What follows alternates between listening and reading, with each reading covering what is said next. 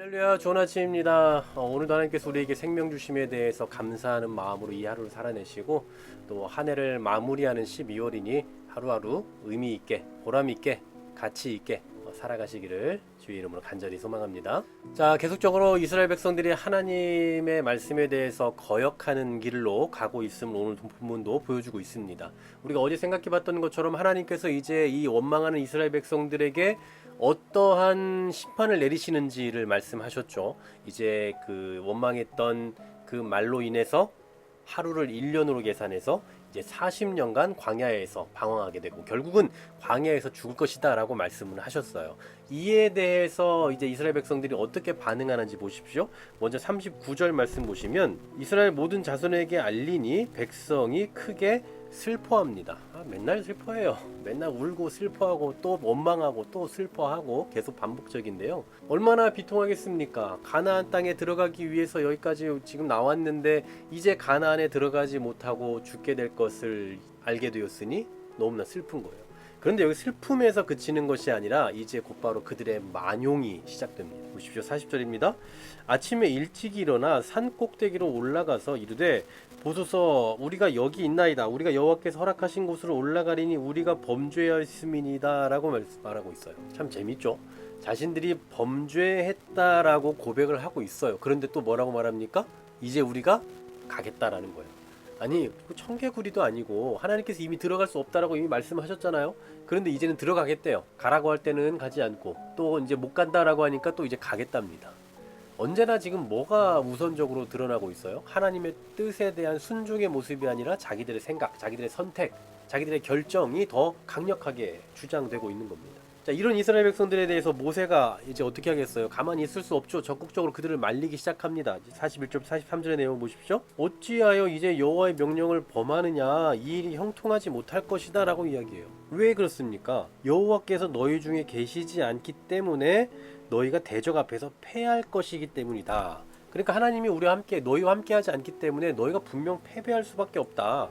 실질적으로 아말렉인과 가나안이 너희 앞에 있으니 너희가 그 칼에 망하게 될 것이다. 왜냐?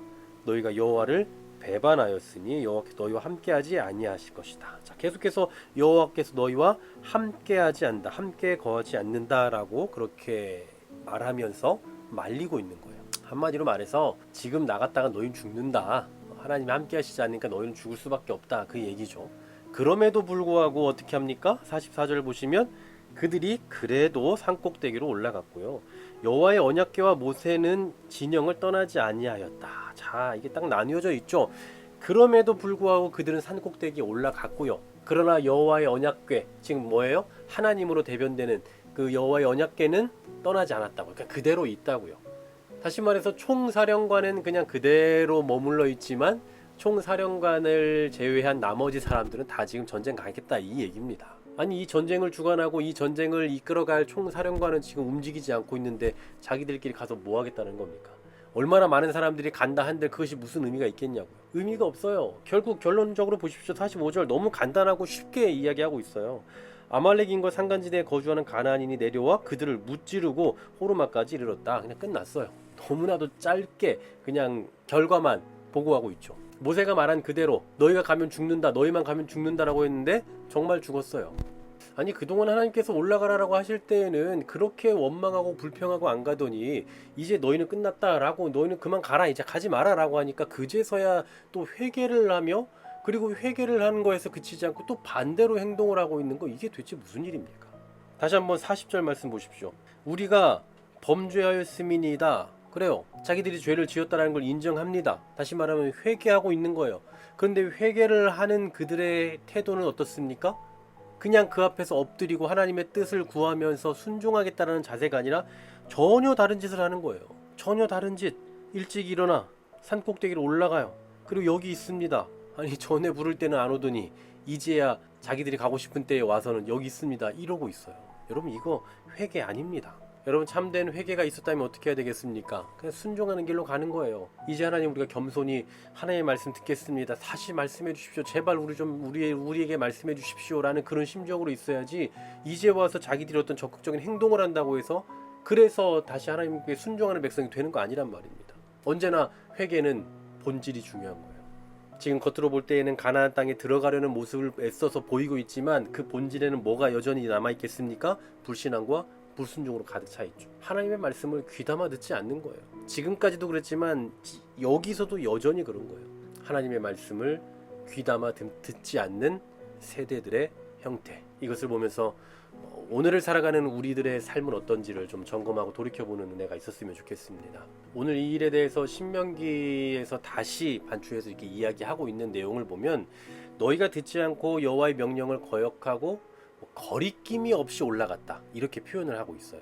그러니까 그냥 여기 올라간 것이 그냥 올라간 게 아니라 거리낌이 없이 올라갔다. 하나님의 말씀에 대한 순종의 자세는 없고 그러니까 자기가 좋을 대로 이렇게 하면 되겠거니라고 생각하고 나아가는 모습. 여러분 혹시 오늘을 살아가는 우리 신앙인의 모습 가운데도 이런 모습이 일면 있진 않습니까? 이렇게 하면 하나님 좋아하실 거야. 이렇게 하면 될 거야 라고 생각하는 것. 하나님의 뜻과 하나님의 말씀과 하나님의 의도에는 관심이 없고 그냥 내가 원하는 방식, 내가 좋아하는 형태로만 나아가려고 하는 그런 모습이 있지 않냐라는 거예요. 그래서 우리가 그런 우를 범하지 않기 위해서 이러한 작은 시간이지만 이런 큐티를 통해서라도 또 하나님의 뜻을 배우는 거예요. 또 여러분은 아침마다 또 저녁마다 또 순간순간 말씀을 또 듣고 읽고 배우고 하는 그런 시간들을 통해서 하나님이 원하시는 그 뜻은 무엇일까를 생각하고 배우는 겁니다. 그것에 합당하게 반응해야지 내가 원하는 방식대로 내가 뜻하는 방식대로 내가 좋아하는 방식대로 나아가는 것을 하나님께서 기뻐하시지 않는다라는 사실이에요. 이 사실 다시 한번 명심하시면서 하나님의 말씀대로 좀 순종하며 하나님께서 말씀하시고 원하시는 대로 순종하겠습니다라는 그 자세 가지고 이 하루를 살아내시는 그리고 우리의 평생을 살아내는 저와 여러분 되기를 간절히 소망합니다.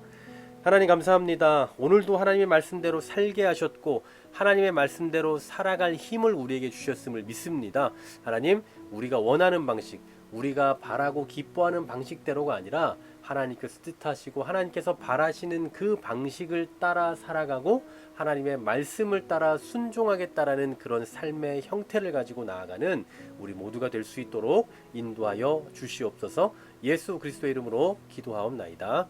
아멘.